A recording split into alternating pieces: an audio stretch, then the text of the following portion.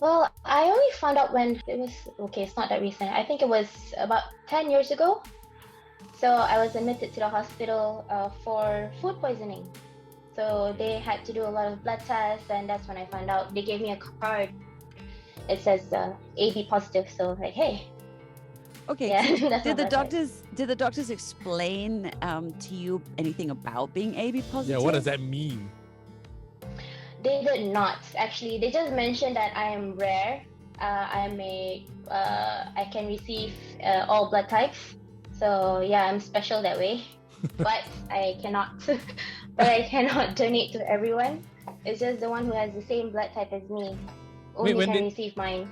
when they tell you it's rare, what was in your head when they said rare? Is it like unique? I thought rare as in am I weird or Right. but no, it's just unique, because there's only like less than 5% of the population. That's what the doctor told me before. The population of Malaysia or the population of the world? No, sorry, the world. Wow. Wow. Okay. Yeah. Okay. And before this, you didn't know anything about your blood type. You never. No, I did not. Okay, so basically Yeah, you're a taker, not a giver. So you can take anybody else's blood, but you can't give blood. yes, Right. Okay. it's a selfish. Exactly. We heard about it because it's one of the few selfish groups of blood or whatever it is. Yeah. Right. It says the blood type is selfish, not me. Yeah. Okay. You try and make up for it every day. That's good. So what would be what would be some of the health complications you face on a daily basis having a rare blood type? Well, I'm not an expert on this, but for a layman, I would say I do have a lot of reaction to food.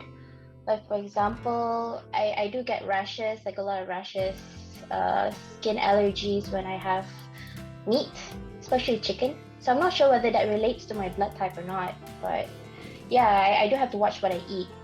Okay, most that's of the time. interesting. Have you ever talked to a doctor about it to say whether it's anything to do with your blood type? Do you know anyone else AB positive who has the same thing? I don't know anyone else, but the doctor mentioned that I have to cut off meat, can't eat a lot of meat, and my diet will be restricted, not restricted, but do have to take a lot of like tofu or vegan-based diet. Yeah, that's what I know. So wait, so you were admitted because of a stomach issue. Yeah. So before this, you didn't know anything about it, and was it because you were eating all the wrong things that led to you having a stomach issue, and then that's how you found out? Well, I think that's just bad luck that I had a stomach issue back then. I have no idea what I ate. That was about 10 years ago. Or rather good luck, because then you found out that you were special. Yeah, that's good. That's the good side of it. Okay, so that, when you found that you were special, and was your doctor telling you to watch what you ate on account of you having, a special kind of rare blood type? Yes, that's right. And I only found out back then. So before that, I just, eat whatever. Okay. Wow. Yeah. And is changing what you've eaten changed how you feel at all? Like, listening to the doctor's advice, does it make any difference to your health? I guess so. Like, I know if I cut down a few, like for example, I eat less chicken, I have less reaction.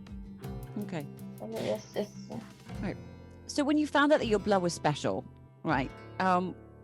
Did anyone talk to you about donating blood because it's special? I mean, you said you are the universal taker, but you can only give to other people who've got, AB positive blood as you, right? So what were your thoughts or beliefs around the idea of blood donation? I think that's very important for you to donate, especially for someone with a blood type like me, like mine, because my sister told me she did mention to me to donate my blood because I'm rare. There's a lot of people who was asking for AB positive, all these people circulating messages like they need blood, and most of them are AB positive. So yeah, I would definitely give it a try. But before that, like, were you, what were your thoughts initially when you found out that you had AB positive about donating blood? I did not give much thought into it until I had to be the receiver of a blood transfusion. So yeah, before this I was like, so I guess there's more people with AB positive, but when it was me, it was my turn to get that transfusion, then I realized that, oh, this is actually very important. Right. It can save a life. Actually, you mentioned that your sister told you about how rare it is and everything. What blood type is she? Oh man, I didn't ask her. Is she so she's not AB positive as well? No, she's not. So are either of your parents, AB positive as well? Or how did you become AB positive? Do you know? I have no idea. Both my parents are not AB positive. I think my dad was O positive and my mom was B positive. Wow. And no doctor ever sort of tried to explain that to you? Have you tried to investigate No. it yourself? I tried to Google it, but I didn't get any answers. So yeah, I'll be interested to hear if anyone knows how rare I came. How you came to be. Okay, with it. Anyone out there who's listening, let us know if you know. If you know how, yeah. Yeah, exactly. So you were saying earlier in our initial chat on the phone before we started this, you have a fear of blood. So how did that affect you? Or how does this affect you? Well, being in my daily life, like my work, luckily I don't have to be around, blood. But like I remember there's this once I watched a movie, just a movie I watched in the cinema. So I remember it was a gory scene, so I felt lightheaded, so I had to step out. So as soon as I stepped out from the movie, I actually fainted right outside the door. Wait, was that because of a fear of blood or because of your AB positive is so unique that it causes fainting? I'm pretty sure it's because of my fear of blood. So do you have like a proper fear of blood? Like, is that when you discovered that maybe you actually have a phobia or? Yeah, it's a phobia. I actually checked with my doctors last time. They told me that, I can't stand the sight and the smell of blood. Interesting, because most people don't even think about blood having a smell, right? Do you think that's one of the reasons you didn't really think about donations, giving a donation before because of your fear of blood? Oh, definitely. Definitely, yeah. Actually, also, you know what? You said that in your line of work, you don't deal with a lot of blood, right? But then, you were a lawyer. And you know what people say about lawyers? Oh, bloodsuckers. Oh, I never heard that. I always heard that they were sharks, right? Which also like blood in the water. Exactly, right? Okay. Shaz, no one thinks about this until it actually happens to them. But you had a really difficult experience that resulted in you actually having to be a blood recipient. Can you tell us about that? Yes. Well, that was 7 months ago, right after I gave birth. So within the 24 hours I gave birth, I couldn't really stand up or I couldn't even sit up because every time I do, I faint. I would just, I fainted like a few times. So they did a blood test and they found out that my blood count was low. So they had to schedule me in for a blood transfusion. So I actually had to receive 3 pints of blood. So yeah, it's not continuous. So it's the first pint I had it, and my blood count actually dropped. Oh. And so that's why I have to get another pint. So when I had the second one, my blood count went up slightly. It wasn't really that high, so I had to take a third pint. So the third pint, it was okay. I got stronger a bit, so I can stand up and walk about. But yeah, it took like 3 pints of blood. That doesn't sound regular that someone would need 3 pints of blood. What happened actually? Yeah, I have no idea. Even the nurses was like asking, where did all your blood go to? Oh, wow. So it wasn't because you had, extremely big blood loss or anything like that, like it was a normal pregnancy, but your platelets were down, or you just didn't have enough blood? Like, what did they actually say? They just mentioned I didn't have enough blood, that's all. Because it was a hard labor. Mhm. Yeah, it was a difficult experience, but so yeah, that's that. Oh That's my my gosh. experience. Yeah. Okay, so you had your baby, and you know, you were given these sort of 3 pints of blood. What kind of blood did they give you? Like, did you know what sort of blood? And I mean, in terms of groups that they gave you? They gave me AB positive. They did not give me any other types. Okay, but yet Yeah. you can take any other types, right? So why did they give you something that was extremely Rare, rare? Yeah. hard to Right. find. Well, I did ask them that since I'm the universal receiver, why can't I just take any other types? So they mentioned that this is to avoid any complications, just in case. Because after I got my transfusion, they have to observe me for 24 hours to see if my body rejected it. Right. So that's why maybe just to be on the safe side, they gave me AB positive. Wait, so even if you're AB positive, they gave you AB positive as well. There's a possibility it might still be rejected. Wow. Possibly. They told me it might, so it's just to be on the safe side. Gosh, that's very interesting. Oh, it's tough being AB positive, huh? I wonder if they do that to all transplant Maybe you never know. patients. Yeah, that's true. We Yeah. don't know. Yeah.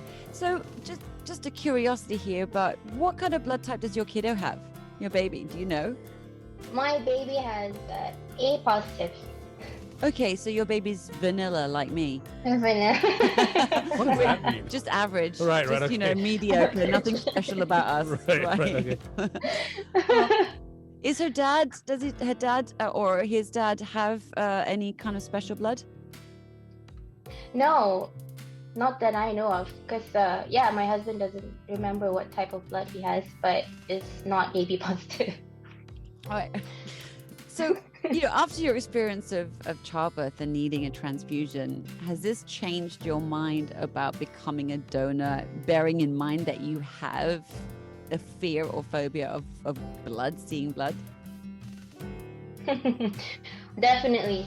Well, I hope after going through childbirth, my fear of blood will be less. I hope that I'm braver now. So you don't we're know for definitely giving it sure. a try. You don't know for sure. I don't know for sure. Yeah, my I don't know gosh. for sure, but I will definitely give it a try. Right. Are you But if I do pass out, I will take a selfie and post it for everyone to see. I think you might have to give the camera love to somebody else, because if you pass out, you won't be able to take a selfie. I'll just give this to the doctors or the nurses nearby, you know, just to prove a point that I'm still scared of it.